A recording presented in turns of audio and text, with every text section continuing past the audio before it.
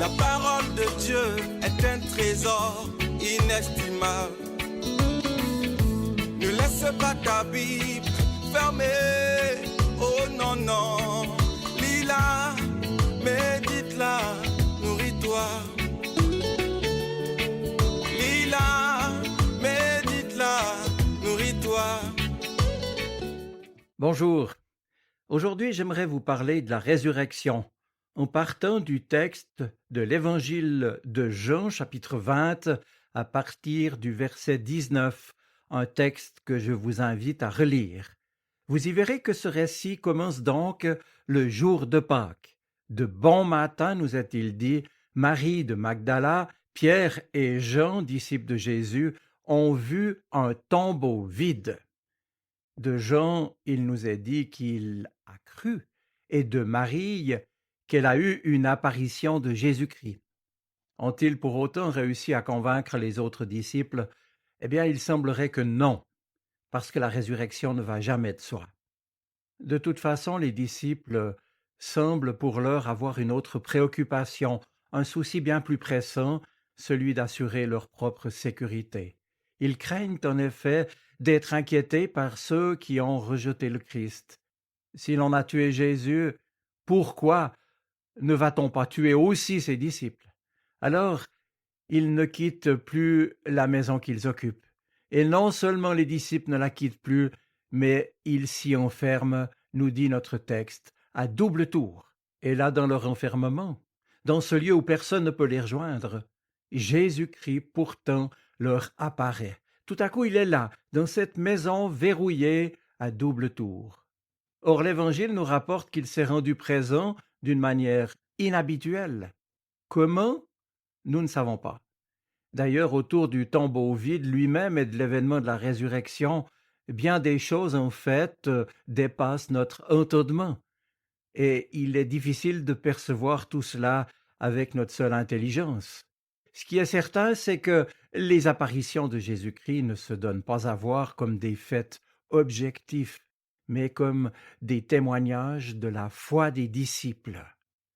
Cela dit, il est certain aussi que toute manifestation de foi est porteuse de sens et exprime une dimension spirituelle incontestable. Je comprends alors que l'essentiel de la présence soudaine de Jésus au milieu de ses disciples se concentre d'abord sur cette parole qu'il leur adresse. Je la cite. La paix soit avec vous. Shalom. Eh bien, cette salutation, ne nous y trompons pas, est une annonce fondamentale, au centre même du message de l'Évangile. Et pour enlever toute ambiguïté à ce sujet, pour que cette parole ne soit pas prise simplement comme une salutation banale, Jésus-Christ va la répéter 2 fois. Et puis, il envoie ses disciples en mission, il fait souffler sur eux l'Esprit Saint et leur donne le pouvoir de remettre les péchés, c'est-à-dire d'annoncer eux-mêmes maintenant aux autres ce pardon, cet amour, cette paix de Dieu et avec Dieu. Le sens de cette apparition, c'est donc, par le Saint-Esprit, l'envoi des disciples qui deviennent des témoins, l'envoi en mission pour qu'ils annoncent le message libérateur de l'Évangile. Car c'est bien cela le shalom de Dieu, c'est-à-dire son salut, la libération qu'il nous offre dans son amour. Mais le texte nous réserve encore une surprise. Ce n'est pas tout, puisque le récit de cette apparition de Jésus à ses disciples a lieu précisément, je cite, le premier jour de la semaine, c'est-à-dire pour nous un dimanche. Lorsque l'Évangile a été écrit, il était donc clair que le dimanche était déjà devenu ce qu'on appellera le jour du Seigneur, le jour du rassemblement des chrétiens, le jour où la communauté chrétienne se réunit. Tel est le sens du mot ecclésia, église en français. Et c'est donc justement ce jour-là, nous dit notre récit, le jour donc où les chrétiens sont rassemblés en église, que Jésus-Christ se rend présent à eux d'une manière toute particulière. Il est au milieu d'eux lorsque les chrétiens se rassemblent pour louer le Seigneur et pour partager sa parole. Et chacun sait d'ailleurs que durant le culte, nous invoquons sur nous la grâce et la paix du Christ. En d'autres mots, c'est la résurrection elle-même qui imprègne toute communauté rassemblée au nom de Jésus-Christ. Mais poursuivons, puisque notre récit nous dit encore que cette apparition de Jésus-Christ aux disciples, toute porte fermée. Et ici, il faut voir dans cette notation une riche portée symbolique. Bref, lorsque Jésus vient, il fait fi de tous les obstacles, et cela a un effet stimulant sur les disciples. Et ainsi, de la peur, ils vont passer à la joie et seront remplis de joie. Ils seront tous remplis. Non, pas tous. En fait, pas tous. On apprend en effet qu'il en manquait un. Il manquait Thomas. Mais où était-il? Que faisait-il? On ne sait pas. Mais en tout cas, il n'était pas là. Thomas, qui en somme personnifie les croyants de la génération à venir, et tous ceux qui n'étaient pas là, présents à ce moment-là. Est-ce à cause de lui, pour ne pas le laisser en reste, que les disciples sont toujours au même endroit et ne sont pas encore partis en mission? On ne sait pas, mais en tout cas, 8 jours plus tard, rien n'a changé. Les portes sont toujours verrouillées à double tour. Et ici, le chiffre 8 n'est pas anodin, puisque symboliquement, c'est le chiffre de la plénitude et de la résurrection.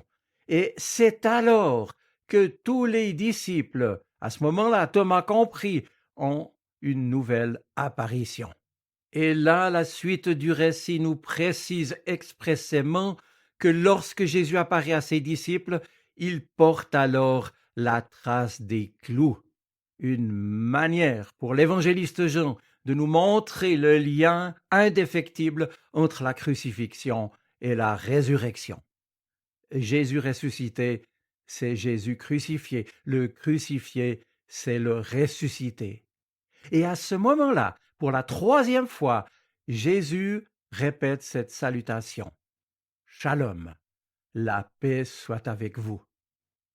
La suite, vous la connaissez, puisque Thomas, en entendant cette parole, va confesser Jésus-Christ comme son Seigneur et son Dieu. En somme, désormais, il est sur un pied d'égalité avec les autres disciples. Mes amis, eh bien, nous sommes nous aussi, d'une certaine manière, je l'ai laissé entendre, dans la même situation que Thomas. Le jour de Pâques, nous n'avons pas vu le ressusciter. Et comme lui, à notre manière, nous faisons partie de ceux qui ne l'ont pas vu, mais qui ont cru. Et comme Thomas, nous sommes sur un pied d'égalité avec les premiers disciples.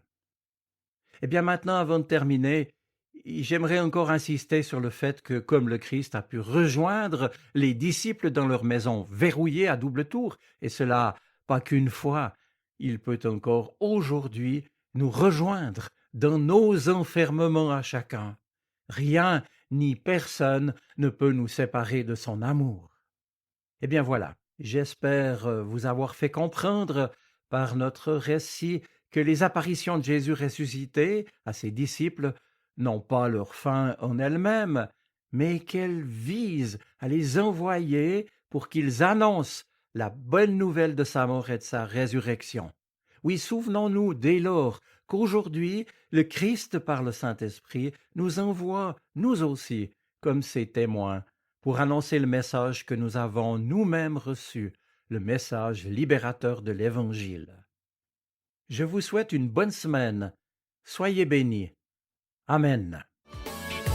La parole de Dieu est un trésor inestimable. Ne laisse pas ta Bible fermée. Oh non, non.